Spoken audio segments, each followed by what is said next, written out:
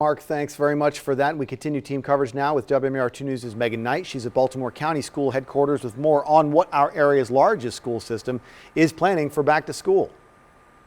Yeah, that's right, Christian. So there are three options on the table. They're very similar to what we've seen from other school districts. And it looks like right now there's several school leaders, including the superintendent himself, who are leaning towards at least starting the school year with virtual learning. So that's one option, to keep all students at home and have them continue to do the distance learning. School leaders saying that they would likely go with that option if the county and the state went back to phase one of the recovery plan. The teachers union here says that they'd like to see this option no matter what the phase is that the county is in. The second option is a combination of in-school and remote learning. So schools would either open at 30 to 35% capacity with students on a 3-week rotation, or at 50% capacity on a 2-week rotation. Students would be in class Monday through Thursday. Teachers would be here 5 days a week. They would have Friday as their planning day.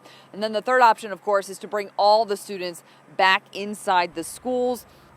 City or school leaders saying that that would happen if the county is in phase 3 of reopening. Now, these leaders met at a virtual meeting last night to discuss these options. They said they put them together after receiving more than 50,000 responses from parents, teachers, and students. There are still a lot of other issues to work out, though, such as bus transportation, how you would feed the kids if they're at school, cleaning and ventilating the buildings, and most importantly, what would you do if a child or a teacher came down with COVID-19? Clearly makes good sense to me to start off virtually.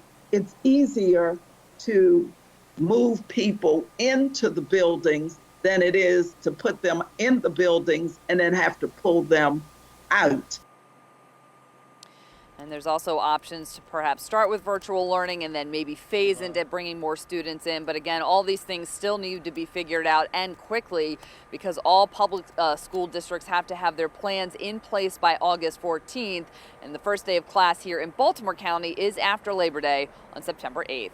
We're live in Towson. I'm Megan Knight, WMAR2 News.